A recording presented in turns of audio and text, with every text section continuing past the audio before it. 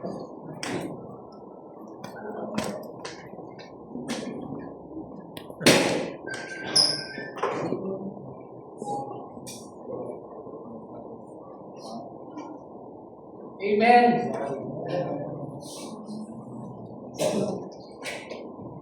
Magandang gabi po sa ating lahat, mga ginigiliw, mga minamahal ng Panginoon. May pag-asa po sa Panginoon, mga ginigiliw. May mga bago po tayong bisita. No? You are very much welcome sa iglesia ng ating Panginoong Jesucristo, mga ginigiliw. No? Ang ibabahagi ko po sa inyo sa gabi ito, no?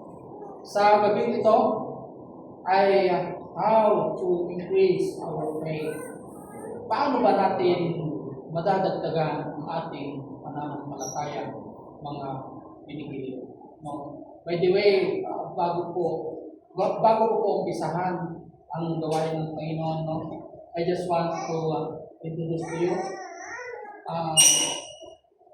yours truly, no, is Pastor Richard Alonso, pulis na pastor. Yung lingkod, pulis na pastor. No? So, how to increase our faith, mga ginigiliw? No? Lumapit po yung mga lingkod ng ating Panginoon Jesucristo sa isang tagpo, mga ginigiliw, na sila ay nakikiusap sa ating Panginoong Jesucristo kung paano po nila dadagdagan ang kanilang mga pananampalataya, mga ginigiliw. Bago po natin himay-himayin ang salita na ito ng Panginoon, bigyan po natin yung kahulugan ng faith, yung FAITH. Forward all intentions to heaven. I-forward natin lahat yung mga petition natin or intention natin sa heavens, no? Sa kalangitan, na kung saan nandun ang trono ng Panginoon, mga ginigiliw. No? So dito, paano ba natin matadagdagan ang ating pananampalataya? Madadagdagan po natin ang ating pananampalataya, mga ginigiliw, sa pamamagitan ng patuloy na pagbabasa at pakikinig ng salita ng Panginoon. Yun ang sinasabi niya po sa Romans 10:17. Faith comes from hearing, and hearing the word of God. Sabi niya po, mga ginigiliw. Ang sabi niya po dito sa Lucas 17:5 hanggang 10, no?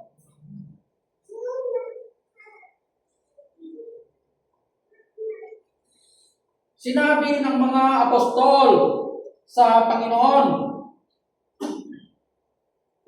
dagdagan po ninyo ang aming pananampalataya.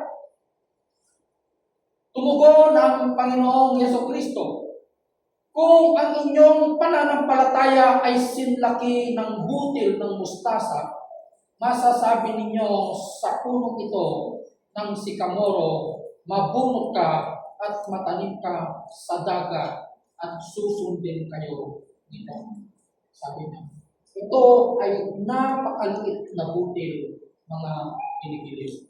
So nagbigay siya ng isang talinhaga, isang salita, mga ginigiliw, patungkol po sa isang butil na mustasa, mga ginigiliw, mulberry, no? Na yung mulberry na yun, ito ay isang klase ng punong kahoy na old trees na ito. Yung mga old trees na ito sa bayan ng Israel, mga ginigiliw, na talagang, alam mo, na napakaliit daw na butil ito. Pero, sa dating ng panahon, pagtutubo ito, lalago, at ginagawa itong pinapamugaran ng mga ibon, mga ginigiliw. So, sa aplikasyon po ng buhay natin bilang isang mananampalataya sa ating Panginoong Kristo. Kahit yung pananampalataya na yan, nagsimula yan sa maliit na pananampalataya, mga ginigiliw. Alam mo yan, kung tayo po ay tuloy-tuloy, mga ginigiliw, no? Nagpapatuloy po tayo, mga ginigiliw, sa ating pakikinig, pagbabasa ng salita ng Panginoon. Keep on reading, no? And listening to the Word of God, mga ginigiliw, no? Alam mo, magiging may influensyahan po natin yung mga taong nakapaligid sa atin. No, makikita po nila yung ilaw, yung liwanag sa buhay po natin. Tulad niyo po, mga minamahal na mag-aaral, no? Dati sa bahay niyo, medyo may katamaran ng konti, no? Nagkukulong lang kayo sa kwarto. Pero nung nakilala niyo ang Panginoon, yung katuruan ng Panginoon, medyo nagbago na yung prinsipyo mo sa pamumuhay. Medyo naghuhugas ka na rin ng pinggan, naglilinis ka na ng bahay, nagpre-pray ka na bago kumain. Diba? Kasi yun ang natututunan mo sa buhay ng isang Kristiyano. So lumalago ka, lumalago yung pamumuhay mo.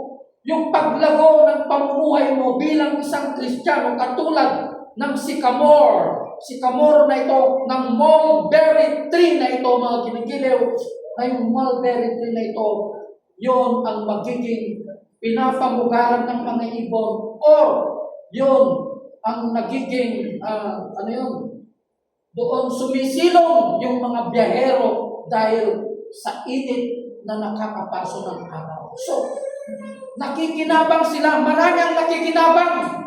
No? Marami ang nakikinabang dahil sa iyong nagsimula na napakaliit na pananampalataya na yan dahil sa salita ng Panginoon. Diba? Imposible naman na sinasabi mo na may pananampalataya ka pero pag uwi mo sa bahay mo, walang pagbabago ng buhay mo. Tapos, the way you talk, yung mga action mo, medyo may pagkamayabang pa rin. Do you think na ma-i-influensyahan mo yung mga taong nakapaligid sa'yo? Diba? Hindi po. So may pagbabago. Makikita nila. Marami ang makikinabang. Even your family. Ganun nagsimula yung pananampalataya ko namin magkasama. Alam nyo, napakasama akong tao noon. 11 years ago. Sobrang kasamaan ang meron sa akin. Wala na akong ibang ginawa, puro kabulastugan. Sigarilyo, alak. Marami akong bisyo, mga kinigiliw. Pero nung nakilala ko ang Panginoon, nagbago ang prinsipyo ko sa buhay. Siguro kung hanggang ngayon, manginginom pa rin ako, naninigarilyo po ako. Do you think na yung mga anak ko, andito sila sa harap na naglilingkod sa Panginoon, tumutugtog, kumakanta, di ba? Do you think na gano'n ang magiging bunga ko sa mga anak ko, di ba? Napaka-imposible na mangyayari yan. Manginginom yung tatay mo, tapos yung pamilya mo, ikaw lang nag-iisa, hindi. Di ba? Hindi maganda yun, di ba? Posible na mangyayari yan sa isang pamilya, mga ginigil. So, maraming mababago ang buhay. Siyempre, kung ano yung nakikita ng anak, yun ang tinutulog. Yun, nakikita nila sama, yun ang tinutularan ng ating mga anak, mga ginigil. So, nagsimula yan sa napakaliit na pananampalataya, mga kinigiliw, na pagdating ng panahon, tutubo ang pananampalataya na yan. Magbubunga ng marami ang makikinabang mga binigay. So, konti lang pong share ko kasi ang mag-share po talaga sa tubig ko ay si Pastora. No? So, maraming salamat. I hope you are being enlightened, inspired sa salita na ito ng Panginoon. God bless you. God bless you.